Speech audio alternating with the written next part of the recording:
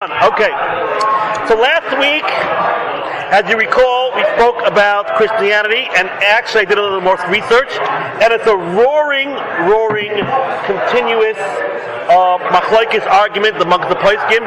Is Christianity in our days considered avodah zarah? And I want to make this very, very clear. For a Jewish person, if you're born Jewish, there is no question that to practice Christianity is an avodah zarah for the Jewish person. There's no question about that. The whole machlokes is just about a Gentile who practices Christianity. Is that considered their over avodah zarah or not? So you say, who cares? So we spoke last week. Well, in principle, is a Gentile who does Christianity, is he chayiv misa? And if you're over Shemitz b'nei Noach, you're chayiv misa. And I actually did a lot of research about that. It's too complicated. Obviously, we're not going to implement it. We're not going to walk around killing people. But in principle, are they chayiv misa? They keep kasher or no? You know, let's say you get the Christian calls up his local Orthodox rabbi. Local Orthodox rabbi, am I allowed to be a Christian or not? Are you going to say, no problem? Or are you going to say, no, you're chayiv misa? You know, so that would be one practical nafkamina. Another thing practical nafkamina would be, if they touch your wine, is it asur b'hana? Do you have to, if there's no hesed meruba basically, will it be asur b'hana? If they say that they're not over avodah zarah, it's okay what they're doing, seemingly, that wine should not be asur, seemingly. We said also another nafkamina, are you allowed to sell, as a Jew, allowed to resell religious articles that the Christian will use for his service in the church or whatever, for his Christian service? It's the same thing. If they're doing avodah zarah, it's on their turf, it's considered avodah zarah, so you can't sell them any article that they're going to use for their idol worship, but for the avodah zarah. But if what they're doing is okay, on their turf again, so why not sell them the paraphernalia that they need for their service? So like I said, this is a big machlokes. It goes back and forth, but one thing is for sure. All the academics seem to say, almost all of them say, even if we're going to say the Trinity is not called avodah zarah for the goy, it is usher for any Jew to go to a church. Because since for a Jew, it's considered a avodah zarah, so you, as a Jew, you can't go into the church. And now we're going to talk about the sources of that. What is the source that a Jew can't go into a beit avodah zarah? So there are two main sources. The first one is, it's actually a Mishna. It's actually a Mishna in avodah zarah. So when you say based on avodah zarah, means vada or something? Like a garden area or something, or vada, a place to do it. So the academics explain, even if there's no the Halacha Maisa, we're going to see soon, even if there is no idols, even if there's no crucifix, even if there's no cross, still it's called the beit avodah zarah. And his shiloh we'll talk about at the end of this year. His shiloh. But let's just go start from the sources. So we have here a Mishnah in avodah zarah, and it's talking about this exact issue. It's about going into a city that there is idols. So I'm just going to paraphrase. I'm just going to say over the piece of Mishnayos, the Rambam. Therefore, you should know, based on this Mishnah, Shkol Ir Shaluma Shahela Behem Beis Tifla. Any city that has a base tifla, it's a play on words. He really means to say a base tefillah, meaning a house of worship. But he's changing around the letters, transposing letters to, it's a pejorative. Tifla means a place of basically of stupidity. So any city, Uma Shesh Laba base tifla, Shu base avodah zarah, Beloi Safik, Ayseir Asala Rabbi Kavana. You can't go into a city. You hear? If in New York City you happen to find one house of idol worship, a house, you can't go into it. The Hajj you can't live by, and definitely you can't live in the city. He's not talking about going into the church. He's talking going into a house of idol worship. The whole city, you can't walk into that city, and definitely you can't live there. Did he ask the question? But that's not what we do. We all live in New York City, and we live in cities that have houses of idol worship. We live in cities that even Jews live, right? We live in cities that have churches.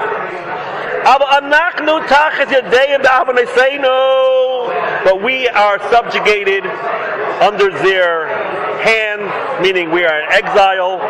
And we have no choice. We have to live somewhere. If you're not going to live in a place that there's no idol worship, you'll basically be living nowhere, right? If you're not going to live in a city that doesn't have a church, you'll be living nowhere, right? The sky about the Mashanemar, it says a beautiful thing. If you ever read the Techacha, it talks about we're going to go to Gullus, and the pasuk says, and we are going to serve other gods. This is the pasuk. We're going to serve other gods, the workmanship of men, wood and stone. So read that pasuk. Really? We're going to go into exile and we're going to start doing Avodah Zarah? The Rambam says no. It's referring to this.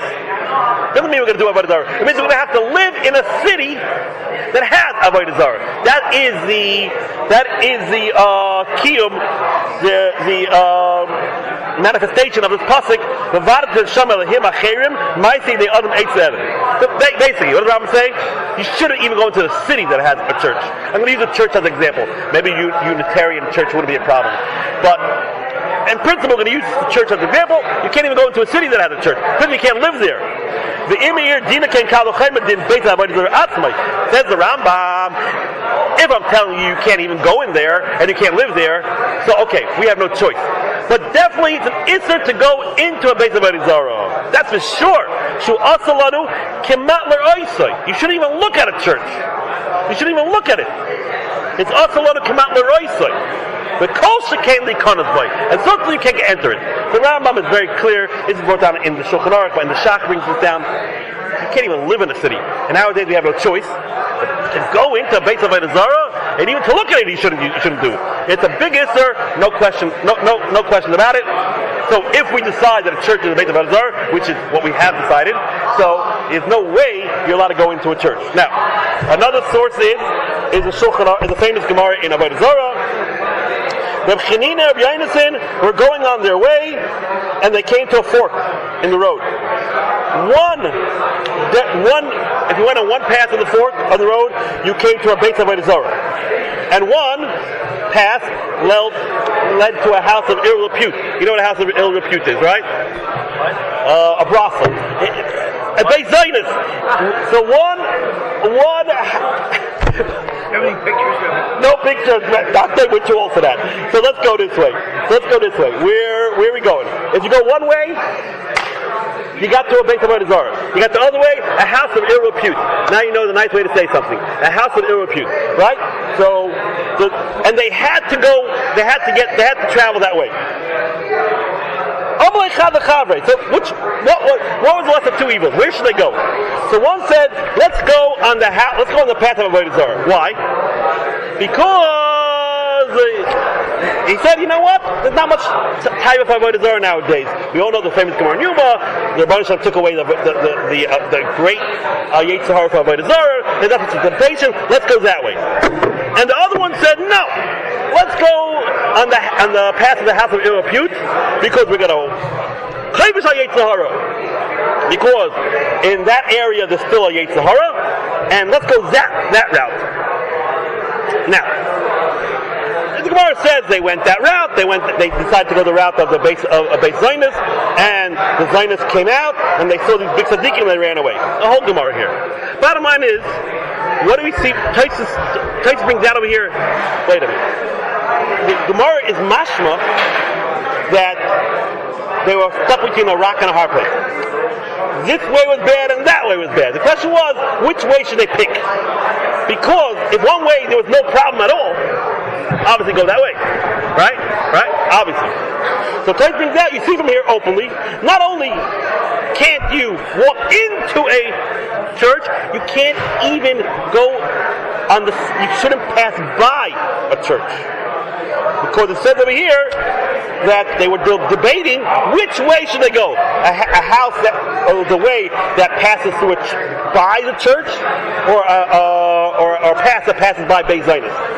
And this is codified in Halacha. That you open the Shulchan Aruch, it's black and white. Not only can't you go into a church, you should not go within 4 amas of a church. You should not go. So if you're like in Manhattan, whatever, wherever you are, and you see a church, you should cross the street. And it's even better not to go down that street at all. It's even better not to go down that street at all. But that's not codified. What is codified openly in the Halacha is you keep 4 amas away from opening a church. So this is all very clear, and hence, that's the bottom line. No going to church. Finish. Fine. Now, what about, here's the case. You're about to get a Scud missile, God forbid it's falling down, about to fall down on your city, and there's a shelter in the church. So right? What do you think? Or you're about to get mugged, and you're about to get killed you're being chased by murderers, and you could run into church and find harbors. You can find harbor, right? What would you say? So you would say, okay, you can't go into a church. Again, why can't you go to church? Rashi says in Avodah Zarah, either because shad, people will think that you're like serving that idol, right? People will think that you're serving whatever that church or Beit Avodah Zarah represents, or just for more like spiritual reasons, you should keep away from churches because there's tumah that emanates over there. Whatever the reason is, but you would figure, if it's a question of life and death, you could go into the church. Surprisingly enough, the Ritva and the Rashba paskin, you have to give up your life to go into a church. You have to give up your life, right? And they say why? Because it's considered avazarayu d'avodah zarah. We know there are 3 cardinal sins that you give up your life for, right? Avodah zarah, shfichas damim, and gilui arayos. And the law is not only 100% avodah zarah. Avodah zarah par excellence. Even anything avazarayu means a taint or anything that has to do with any of the 3 cardinal sins, you also have to give up your life. So the Ritva and Rashba, the big say, a Scud missile is about to fall on you.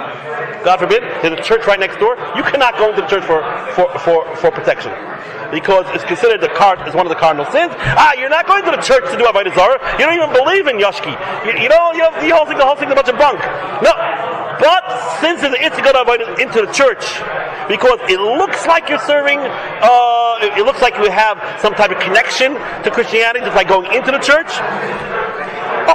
We do not paskin this way. And let me tell you why. Because the Ritva and the Rashba say they have it's actually an open Gemara about this. There's an open Gemara about this. The Gemara talks about you're in a desert and you didn't drink for the last 20 days, and there you are, you finally come up with a bunch of water. It happens to be the water, it's an oasis, a pond, it's in front of an idol. The Gemara says you're not allowed to drink the water. Because it looks like you're bound, when you bend down, it looks like you're bowing down to the Avodah Zarah. That's an open Gemara. So says the Ritva and the Rashba, what do you see from there? That's it. Anything that has to do with Avodah Zarah, avazarayu d'avodah zarah, anything that taints avodah zarah, you have to give up your life. So they say, we know it's also to go into a church or to a Beit Avodah Zarah. That's it. You got to give up your life. But the Rosh and the Ran say, not exactly.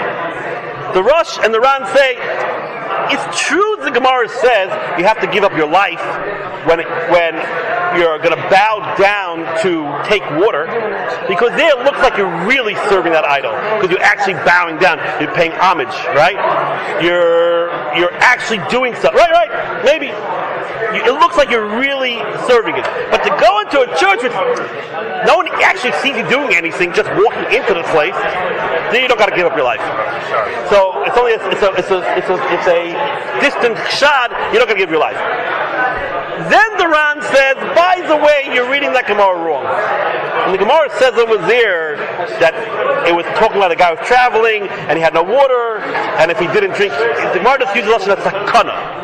The Gemara just means there where the guy is very, very thirsty and you may actually get sick.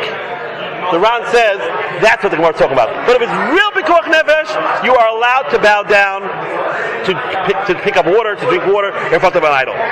Be it may. If you open up a Shulchan Aruch, this is a big machlokes. Are you allowed to give up? Do you have to give up your life in order not to go to church? The Ramah at the end decides, like the lenient shita, that you are allowed to, but only for pikuach nefesh. So here's the story. It's brought down in Sefer Chassidim and the Chidah, and this happens all the time from Jews. This type of story. There was a priest that owed a rabbi a bunch of money, and the rabbi was trying to get the money from him. And one day, the rabbi cornered him, and he was about to get the money from the priest. What did the priest do? He ran into a church. He knew the Jew would go after him in the church, and the rabbi went ahead and actually went into the church to get the money from him. And they went to the Chidah, and the paskin that this rabbi has to fast for the rest of his life, every on the yard side on the day that he went into the church, because there's absolutely no heter to go into church for money reasons, right? Because we just said, even because nefesh reasons, there's a debate amongst the Rishonim. But for money, and this happens all the time, a Jewish accountant, a Jewish lawyer, has a client. The client's mother got nifter, and the services are happening in the church. And the client, this happens all the time, and the client says to the Jewish lawyer or accountant, "You're going to come to my mother's wake, whatever. You're going to come, right?"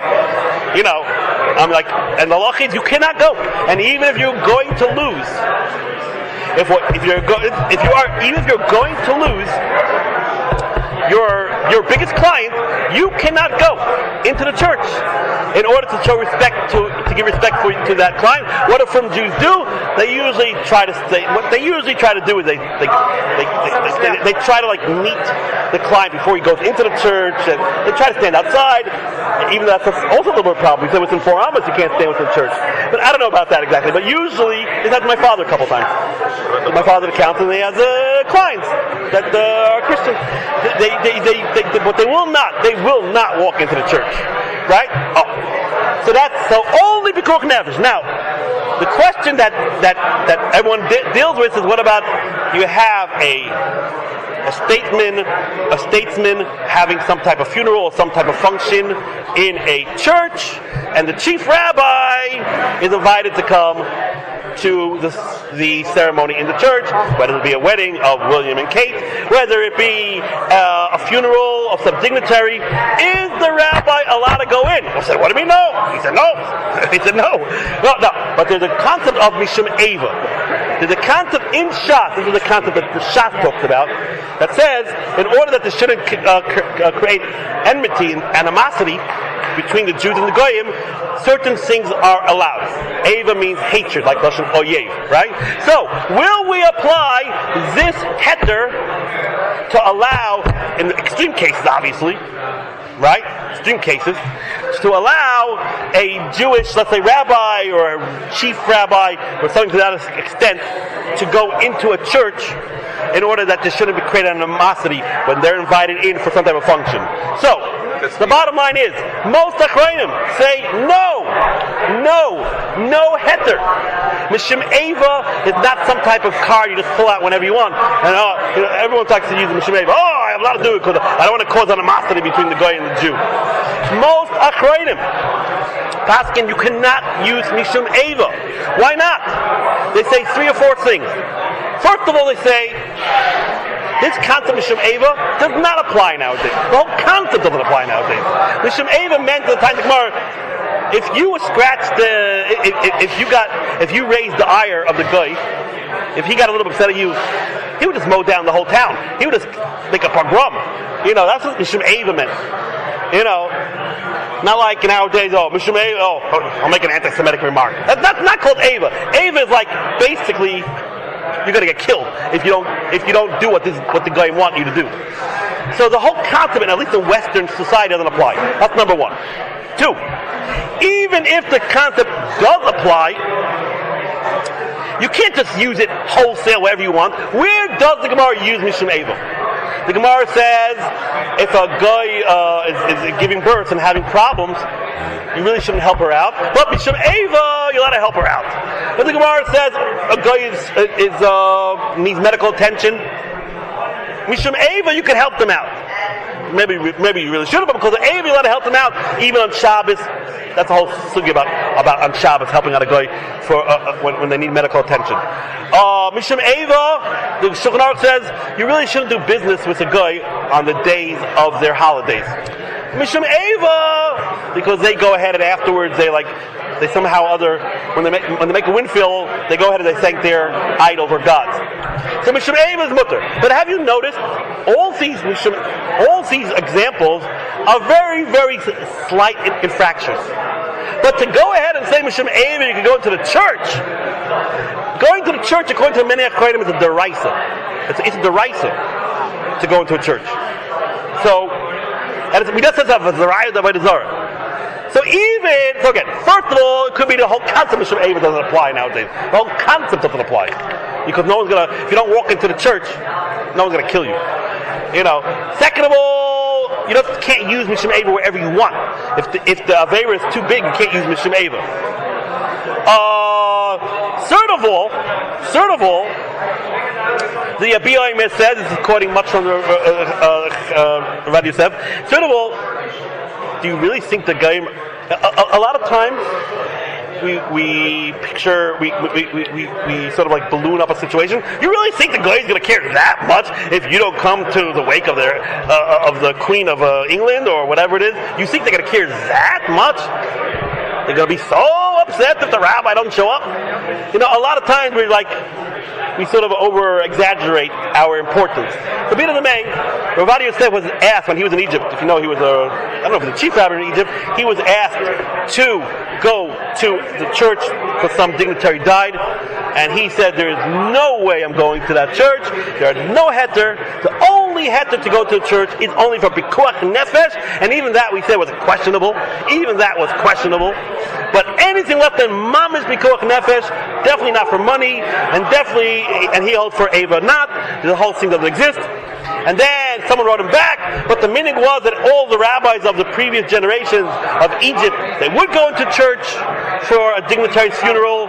So he writes, the Oisius of Minig is Gehenim, and there's no way, there's no heter.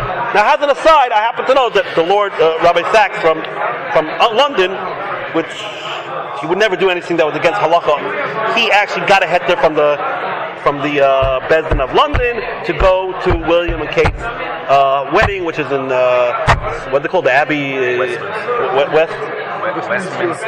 Westminster Abbey. So obviously there is some shita out there that holds Eva does apply nowadays, but Rabbi Yosef's arguments are pretty convincing. Only for pikuach nefesh can you go into a church. No other reason whatsoever. Now, I'm not going to get involved because it's a little bit too late. Are you allowed to go into the courtyard of a church? Are you allowed to go to an AA meeting? You know what AA means, right? Right. So another reason. So a lot of these things are sometimes held. The AA meetings are held in church or the basement of the church. A lot of times you have voting booths that are done in the church when you want the ballot they have in the church. So all the achrayim talk about all these different shilas. And it's too complicated. It depends how the church is built. Is it a side room? Is there a side entrance? But basically, the next time you have to go to an AA meeting in a church, you better call up your rabbi first. Obviously, to go into church, no question. To go into the sanctuary, or whatever you want to call that, that's for sure you can't go. Not for AA, and not for ballot, not if you want to vote for the Republican. It don't make no difference. All the shilas about going to side rooms.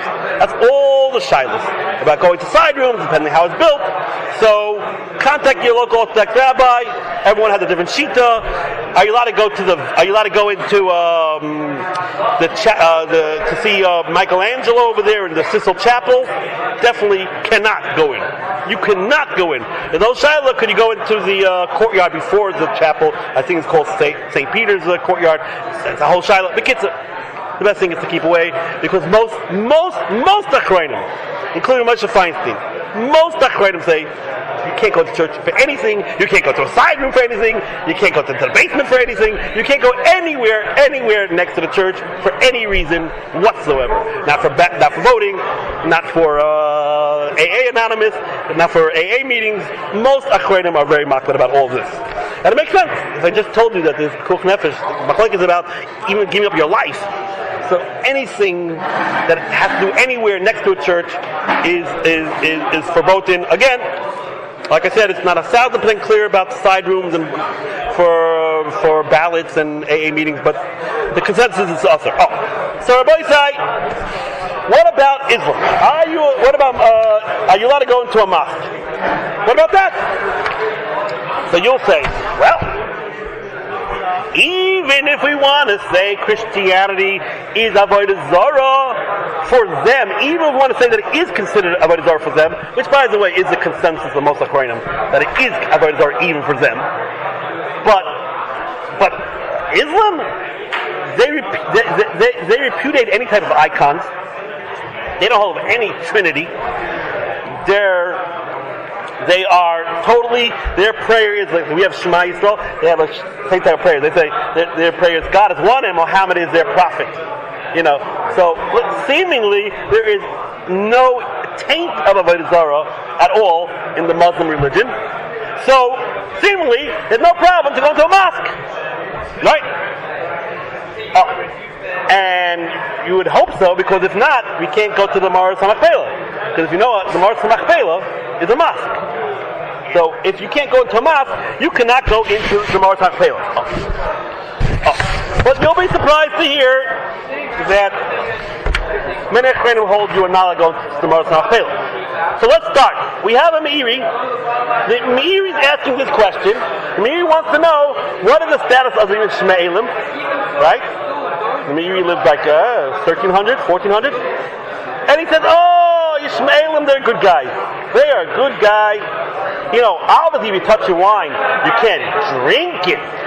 That's for sure, because, like we said last week, there was a takana that you can't drink wine that a guy touches, nothing to do with Avodah Zarah, because we don't want you to intermingle with them. We don't want you to marry them for chasnas. So clearly, if Yishmael touches the wine, you can't drink it. But Asr B'Hana? No way! It's not Asr B'Hana. Why should you Asr B'Hana? Yishmaelim have nothing to do with Avodah Zarah. So, but then he says, Mikol Makam Chachmei Sfad, the Spanish rabbis, say no. They are called Oivdei Avodah Zarah. The Arabs or the Muslims are called Oivdei Avodah Zarah. Why? Because the Gemara in Avodah Zarah locates certain type of house of Avodah Zarah that are very prominent. And one of those houses are called Nishra Sheba'arbiya. That's one of the houses of Avodah Zarah that are mentioned in the Gemara. Now, what does Arabia mean? With Nishra Arabia. Where's Arabia? Arabia is Arabia. Now there aren't too many. So they say, look, if the Gemara counts it as a house of Avodah Zarah, and we know in Saudi Arabia, right? Not Saudi Arabia, they didn't have Christianity there. So clearly they are considering Islam to be Avodah Zarah. Now, there is a little bit of a historical problem that you all should be asking me right now. The Gemara was redacted in the year 428. Our friend Muhammad didn't come into town until the year actually 613. The year 613 is when he sort of came onto the scene. So how in the world could you say, Meiri, that the Gemara is referring to Islam when the Gemara was finished, redacted, Islam didn't exist?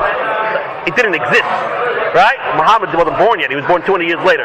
So Ramesh Sternbach actually points out this obvious problem, this inconsistency. That's what the Meiri says, that we see in the Gemara, Islam is considered Avodah Zarah. Okay. Wait a minute. And so says the Rav Nachshon Gaon. There was a famous guy called Rav Nachshon Gaon. He also says it's Avodah Zarah. But the question is why? Why in the world should Islam be called Avodah Zarah? That doesn't make too much sense. Who are they? They believe just like us. There's only one God, and that's it.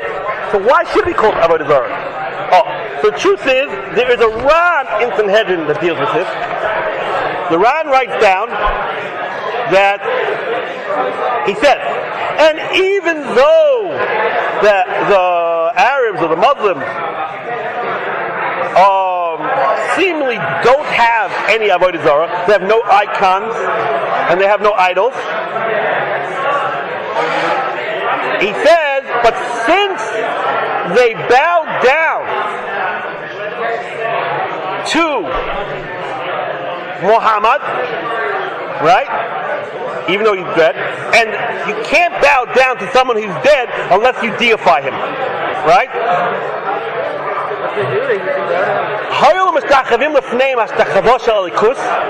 Din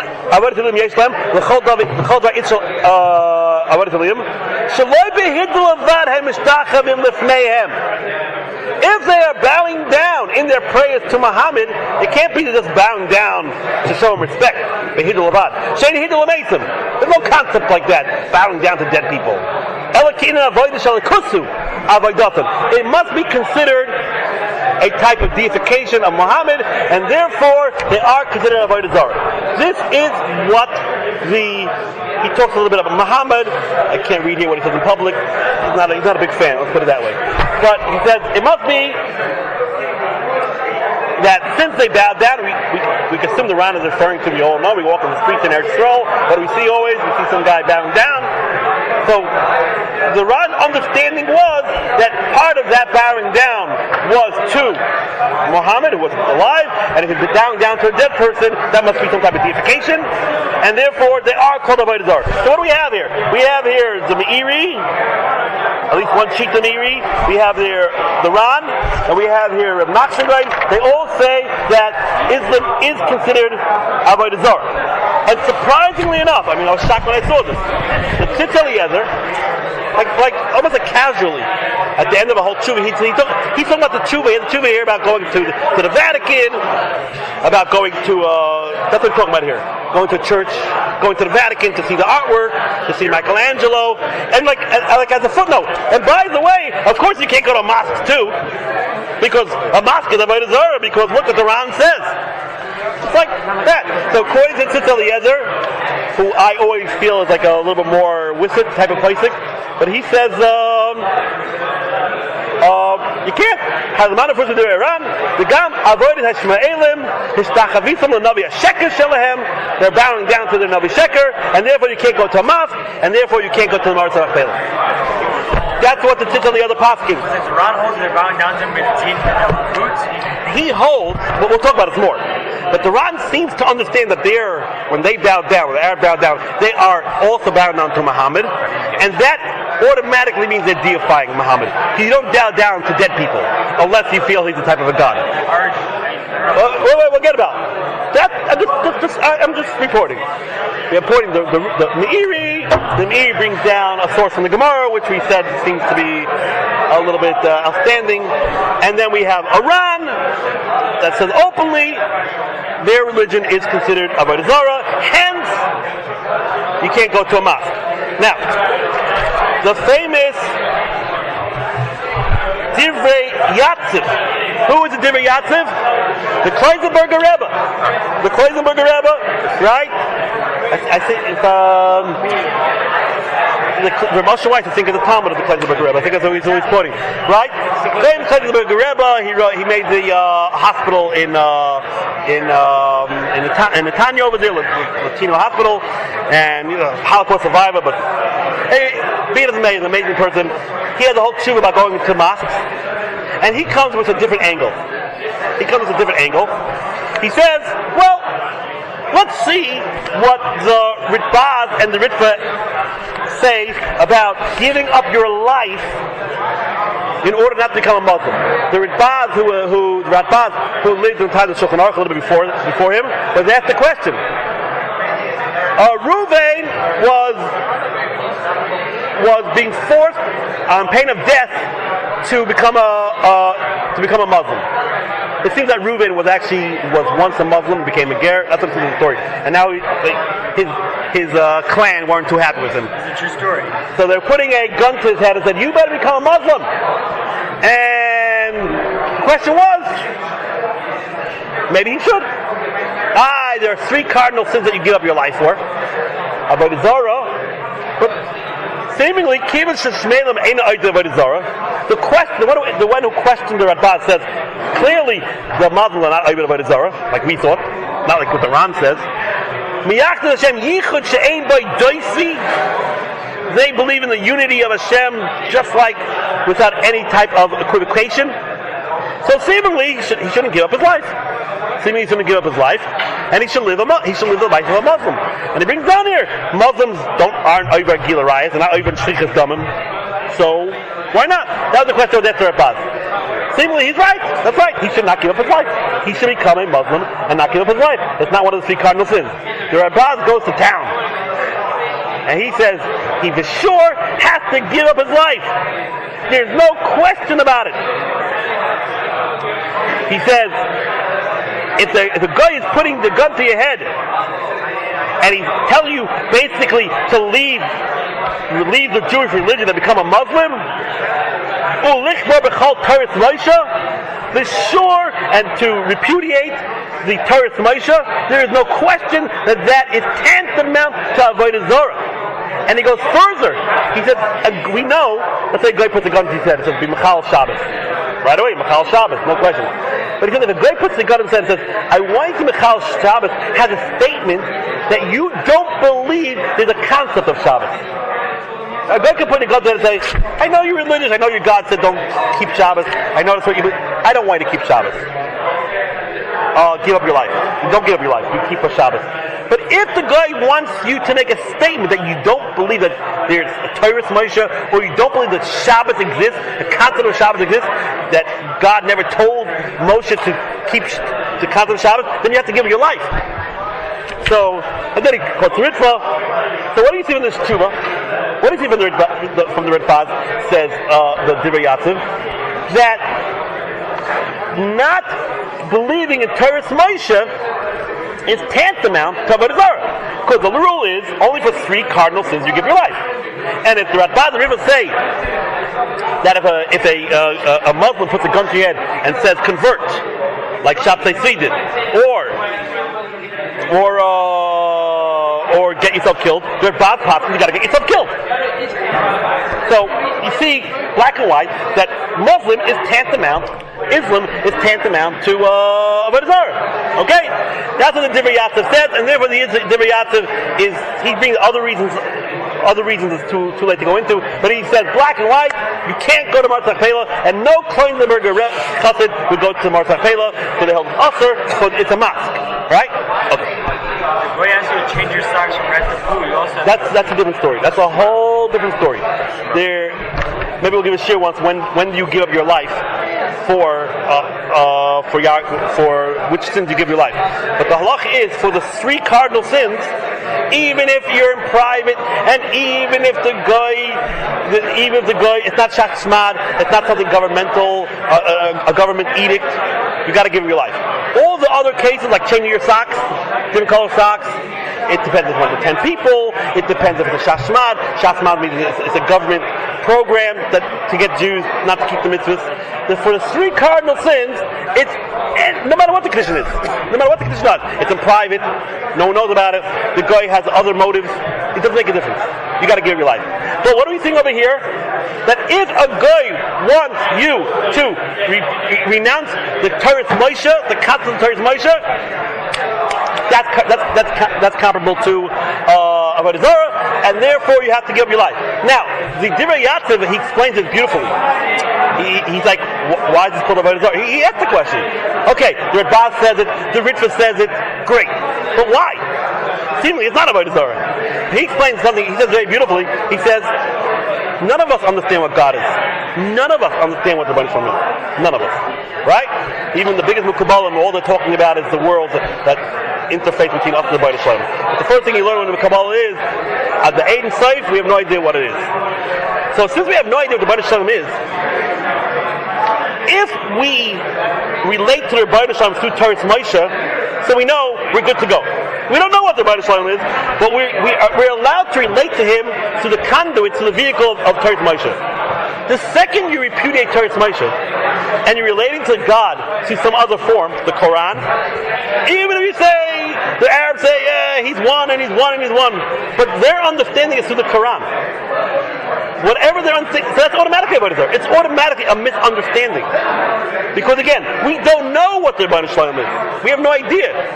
So what the Torah tells us about him, if we understand the Rebbeinu Shalom through that not called avodah zarah. But if you understand the Rebbeinu Shalom through any other medium, no matter what you say, oh, he's one, but it must be you have a corruption, you're perversing your understanding of God, and therefore it's avodah zarah. That's what is a very nice philosophical understanding from Divi Yatzev. Peter the May, Divi Yatzev, no going to Ma'or Hamachela. Good. Fine. Now, what is the bottom line? We all know we go to the Ma'or Hamachela, so you know what the bottom line is going to be already. So first of all, Rabbi Sternbach points out very cogently, seemingly, the Divrei Yatzev, the Kohen Rabbi, is conflating two different things. Yes, it is true that if a guy puts a gun to your head and says become a Muslim, you have to give up your life. So in that respect, it's tantamount to avodah zarah. It's tantamount. It's like avodah zarah. But to say that an Arab, because he doesn't believe in Torah's Moshe Rabbeinu, that he is doing avodah zarah, that's a big jump. Yeah, for a Jew to say, I don't believe in Torah's Moshe, that is not avodah zarah, it's equal to avodah zarah. It correlates with avodah zarah. But to take that, like the Divrei Yatzev does, and takes the next step, and since that's so now we see a mosque in the base of avodah zarah. That's not exactly what the Ritbaz and the Ritbaz are talking about. They're talking about a Jew giving up his life not to become a Muslim. But they're not saying it's a big jump to come ahead and say, and therefore a Muslim is doing avodah zarah. I mean, the Muslims don't gotta believe in Moshe Rabbeinu per se. And even if they do, which is the whole shaila, but so what? Who said that for them it's called avodah zarah, and that their house, their mosque is called avodah zarah because of that? So therefore, the Rabbi Sternbach does not like the association that the Divrei Yatzev does from the Ritbaz and the Ritva. Peter the May, the Rambam actually talks about, and this is what Moshe Sternbach, I know what it says, he says the Ran can say what the Meiri, but the Rambam actually talks about this. And here is a beautiful tshuva. First of all, if you open the Rambam's in black and white. If an Arab, a Muslim touches wine, it's not asabana. And he says openly, if a Christian touches wine, it is asabana. So right away we see that the Rambam is making a clear differentiation between Christianity and Islam. But there's a beautiful letter from the Rambam, and you're going to have to allow me to read a little bit of it because it's really beautiful language. The story was like this: there was someone named Avadia Ger,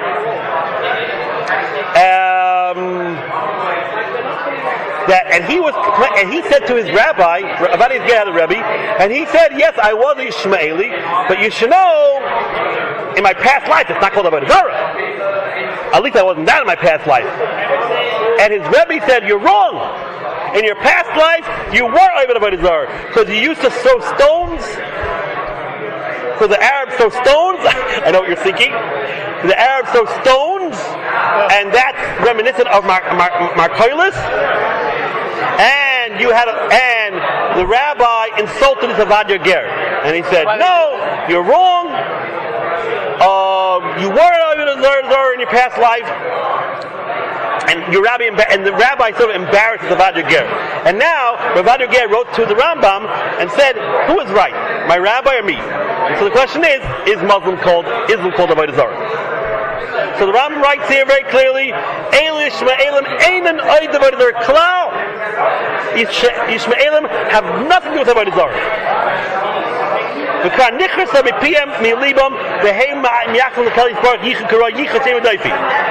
They have nothing to do with avodah zarah at all.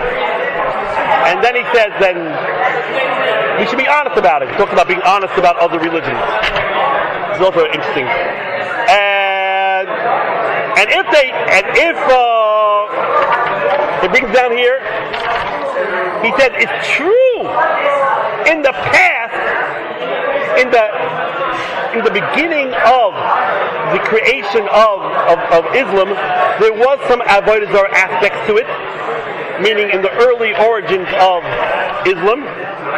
But that was something from the past. And nowadays, our Yishmaelim, tough, and Nashim, even the little children, Nichsa avodah zarah piyam. They have absolutely no connection with avodah zarah. They have other problems, but that they don't have. Oh, fine. And then he says, your rabbi says, look, they throw stones. And anyone who learns is the famous Avodah Zarah in the Gemara called Markoilis, right? And the way they did the Avodah Zarah Markoilis was they would throw stones. So if you see that Arabs throw stones, so seemingly they are doing the Avodah Zarah Markoilis. So your rabbi is right. No. They throw the stones, nothing to do with the Avodah Zarah Markoilis. They're throwing it at the Satan. They throw the stones at the Satan. Okay. And I'm like, what is this talking about? So, in actuality, listen up, my friends. Once in a lifetime, Muslims have to go on the Hajj. Right? What does Hajj mean in Arabic? Chag. And where do they go? They go to Mecca. Right? And they have to come to that. We'll talk about that in a minute. What's the Kaaba in Medina in Mecca? And after that, part of the pilgrimage is they go to a city. What is it called again? I think Mina. Next to that, right next. They say in the same neighborhood. They go to another city called Mina, and they have the rock throwing ceremony. What's the rock throwing ceremony? There are 3 pillars, and they have to throw the rocks at 3 pillars. Now, it happens to be every couple of years you'll hear that during the Hajj, a couple of thousand people get trampled on. A couple of thousand people get trampled on. A couple of thousand people, right? It's 1915. In 2015, 5,000 people got killed, right? And it actually happened at that point. Why did it happen at that point? Because there are 3 pillars, and there's like a small pathway, and it's not enough to throw the stones at the pillars. You actually have to hit the pillars. And it seems some Arabs didn't have good aim, so basically it would become bottleneck to trying to hit the pillars. And they're supposed to move quickly. And at that point there would be stampedes and thousands of people would die. So in Saudi Arabia, the Saudi Arabian government turned those pillars into big walls. They actually changed those pillars to be big walls, so no matter how bad your aim is, you're going to hit that wall. So why do they do this? Why do they actually do this? And surprisingly enough, it's exactly what the Rambam says. You know why they do it? Because if you remember, there was a story of the Akedah, right? Avram took Yitzchak, and he brought him up to the Akedah. But the Arabs believe, the Muslims believe, who did Avram take? Shishmael. They switched it around a little bit, right? And if you remember, if you look at the Midrashim, it says that when Avram brought up Yitzchak to the Akedah, the Satan tried to stop him 3 times. And what did the Satan say the first time to Avram? You're an old man. You're hearing things. You think God wants you to kill your son? You're losing it. And then the Satan went to Yitzchak. You're going to listen to this old man? I'm going to let your son get killed? And then they got. It says that Avram shoot away the Satan. Then all of a sudden the Satan appeared, has a huge lake, right? And Avram said, I'm going through the lake anyway. They went through the lake anyway. No. The 3rd time something appeared to Avram and said, no, you made a mistake. God never told you to bring up, he told you to bring up a sheep. Because remember, the language that the Rabbi spoke to Avram was not clear. 3 times the Satan tried to stop Avram. Those 3 pillars that they set up in Mecca, in Medina, actually represent the Satan. And they throw it at the Satan. That represents Avram shooing away the Satan during the Ma'aseh Akedah. I'm reading this, I can't believe it. This is one of the major parts of their avodah, right? So exactly what the Rambam says, that they're throwing it at the Satan. Now the Rambam doesn't bring down this issue of the story of Avram and Akedah, but I looked it up. I wanted to know what this is about, and that's exactly the reason that it's given. They are basically reliving or reacting Avram getting rid of the Satan when he was bringing Shmuel as an Akedah. So be it as it may, the Rambam says, and the Rambam says emphatically, they are not throwing the stones for any avodah zarah reason. Okay? Now, then the Rambam goes on, we don't have time, I love to read it, it's a beautiful language. And he says, by the way, your rabbi, that he insulted you and he made fun of you, it seems like it was a little tense. Your rabbi has to beg you for forgiveness, and he has to fast, and tell your rabbi that, by the way, whether Islam is called Avodah Zarah or not, that's one issue. But since your rabbi got angry at you, anyone who gets angry is like Avodah Zarah, so he's the sort of Avodah Zarah. So instead of rabbi saying, "Oh, you are once Avodah Zarah because you're Islam," and you're having this debate. He says, even if your rabbi was right, he has no right to get angry at you. But definitely since your rabbi is wrong. And on the contrary, your rabbi is Avodah Zarah. And then he goes to a beautiful language. He says, in the Torah, it doesn't say anywhere in the Torah you should love your parents. Is there a pasuk that says you should love your parents? No. It says you should respect them. Is it say in the Torah anywhere you should love a Navi? No. It says you should fear the Navi or live the Navi. But it does say in the Torah you should love a ger. It says in the Torah you should love a ger. But how dare your rabbi treat you with disrespect? Then he goes on how you're such a wonderful person, you left everything in order to connect to Judaism, the truth. And he says you're going to go straight to Gan Eden, and I really feel bad for your rabbi because you better do tshuva for what he did to you. On and on and on about how wonderful this ger is. It's beautiful language, also the way he writes. The bottom line is that Rambam is very clear that Islam is not called Avodah Zarah. So let's do it. So Rabbi Omer and all the other academics say, listen. The Ran said, based on the service, the way the Islams do their prayers, it's called Avodah Zarah. Of course, they're bowing down to Muhammad, right? The Rambam knew exactly what was going on. The Rambam lived with the Arabs. The Moran Brooklyn was to answer the philosophy against the philosophy of the book against the philosophy of the Arabs in some way, also against Aristotle. But if the Rambam says, based on their service, they're not Avodah Zarah, we don't have to care what the Rambam says. And the Rabbi Omer said, if the Ran would have seen what the Rambam wrote, he would never have said what he said. That's number one. So, based on their service, we can rely on the Rambam, but they are not called Avodah Zarah. And what the Divrei Yatziv says, he makes this loose association between the Rabbis and the Mitzvah. We already said it's not such a clear association. It's not tantamount. It's not so clear that association is right. The Beit of the May, the Rabbi Sternbach, who's a big Kanoi, says emphatically you could definitely go to the mosque.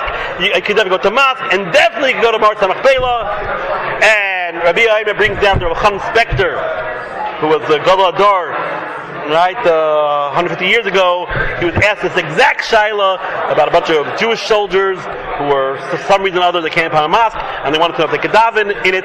And the Chanan Spector said, yes, you could definitely daven in it, and there's no problem. So Halacha L'maisa, Rabbi say, can you go into a church? No. Can you go into a mosque? Most achrayim say it's not a problem, and therefore you can go into the Mars HaMachpelah. Okay, everybody, so we'll stop over here.